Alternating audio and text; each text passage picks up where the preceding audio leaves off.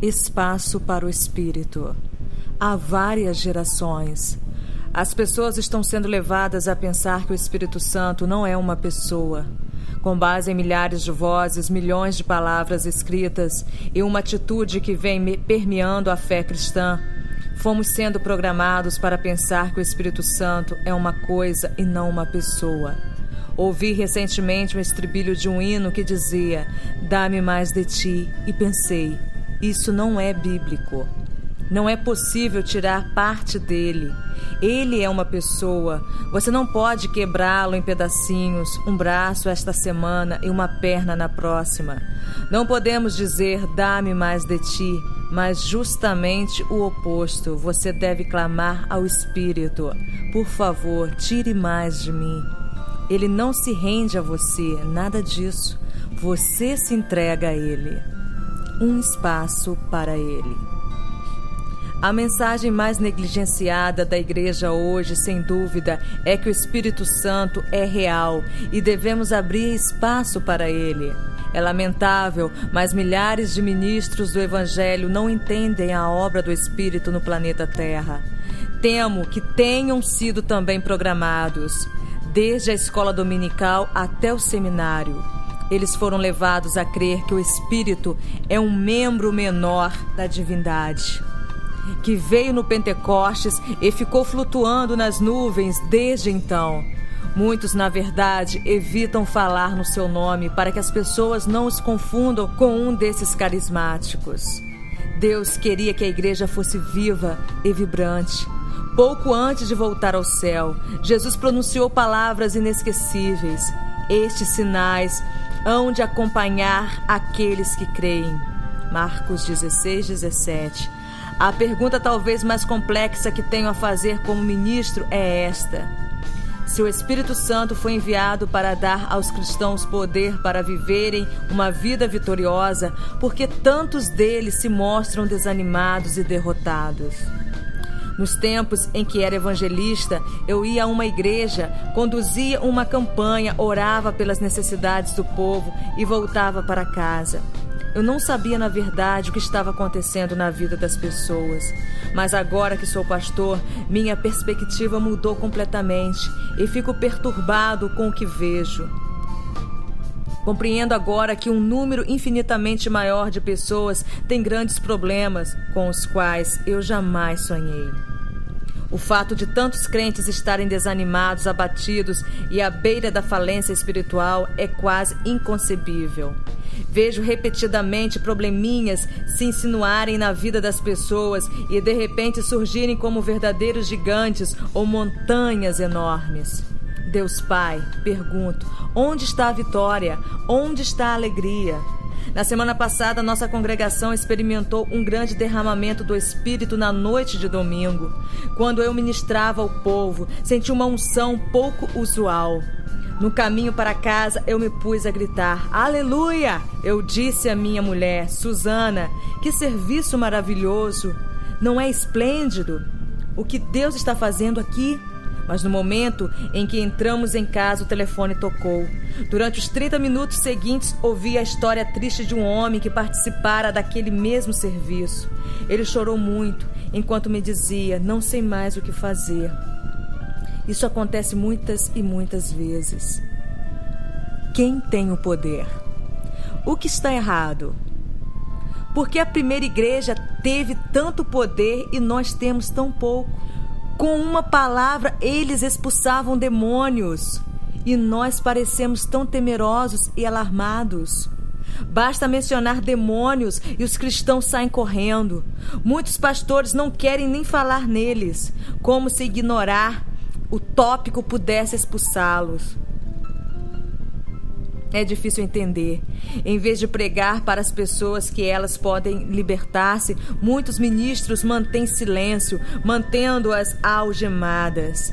Em lugar de obedecer às palavras de Cristo, expelirão demônios, Marcos 16:17. Eles dizem que o que está realmente acontecendo não existe, que não passa de imaginação, e o povo murmura: Senhor, não encontro uma resposta, não consigo encontrar ajuda. É de admirar que alguns adeptos do ocultismo tenham mais poder que certos cristãos? Devemos surpreender-nos quando os seguidores de Satanás demonstram mais do mundo sobrenatural do que muitos seguidores de Cristo?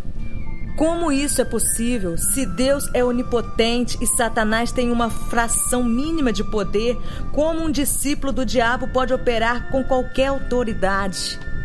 Tudo é, na verdade, muito simples. A pessoa que usa 100% de uma pequena fração tem mais poder do que alguém que pode extrair a energia do universo, mas nem sequer tenta.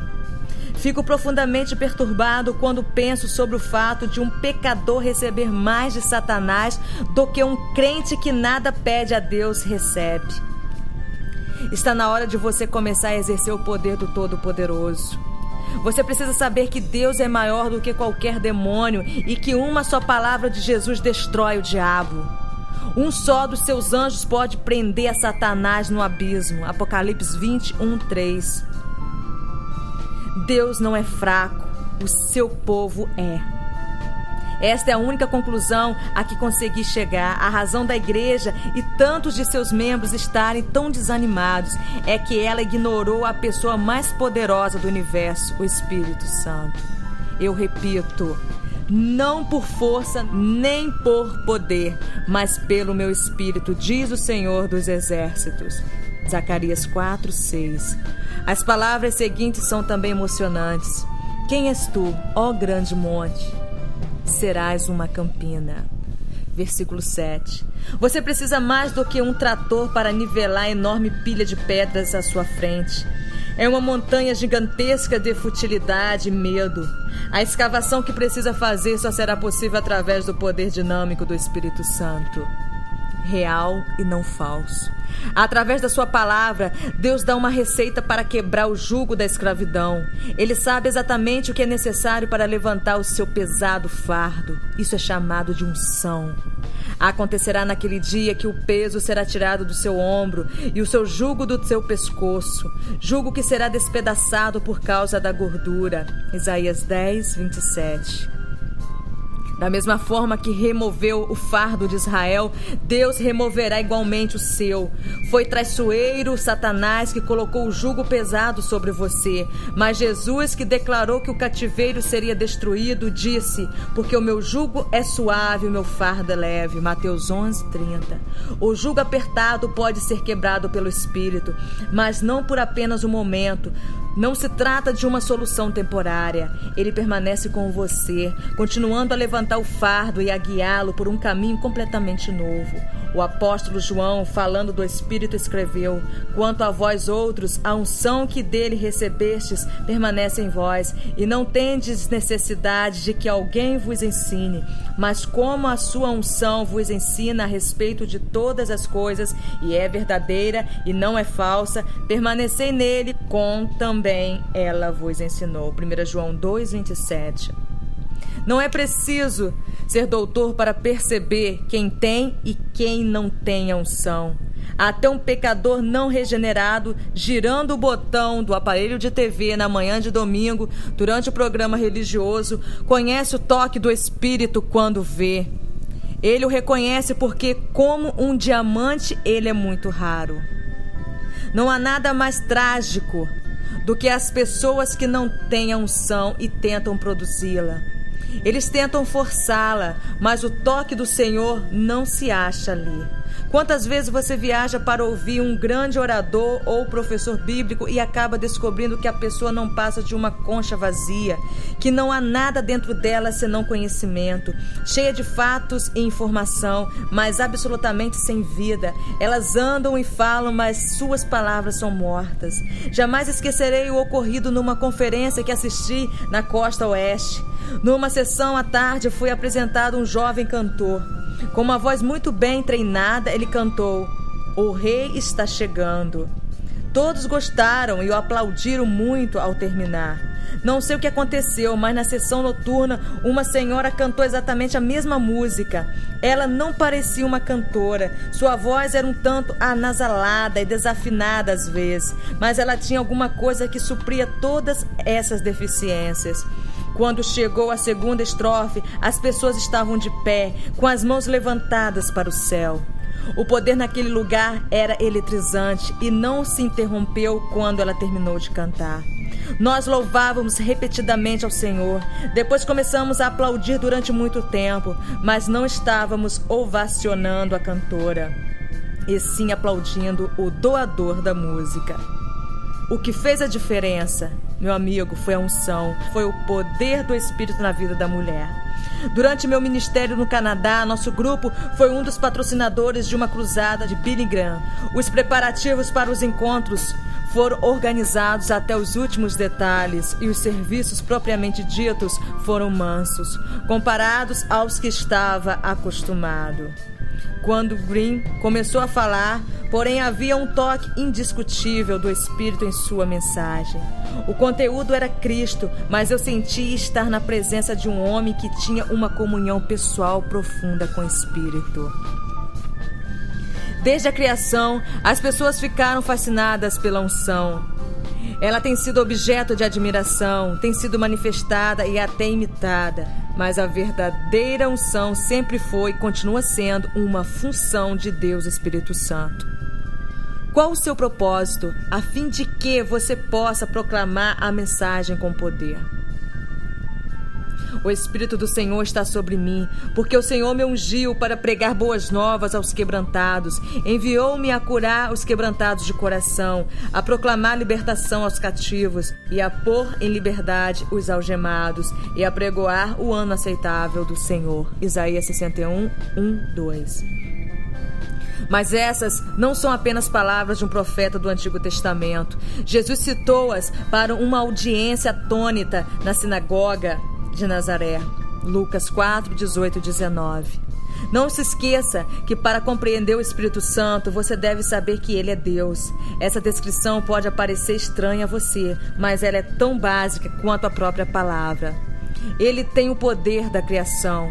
Você lembra das palavras no livro de Jó? O Espírito de Deus me fez e o sopro do Todo-Poderoso me dá vida. Jó 33, 4.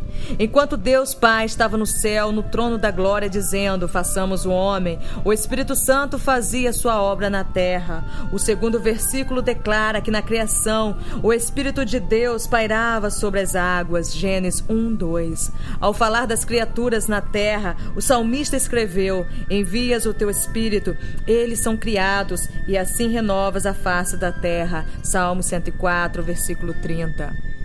Crescimento espiritual.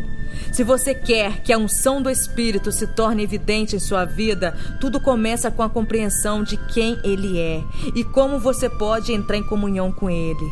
O Espírito Santo não foi enviado apenas para fazer você sentir-se bem. Ele fará certamente isso, mas é muito mais que isso. Ele tem uma posição de igualdade na divindade e merece nossa adoração, tanto quanto Deus Pai e Deus Filho. Esse é, no entanto, apenas o início. O seu crescimento espiritual não difere daquele de um carvalho gigante. Ele precisa ser alimentado e nutrido.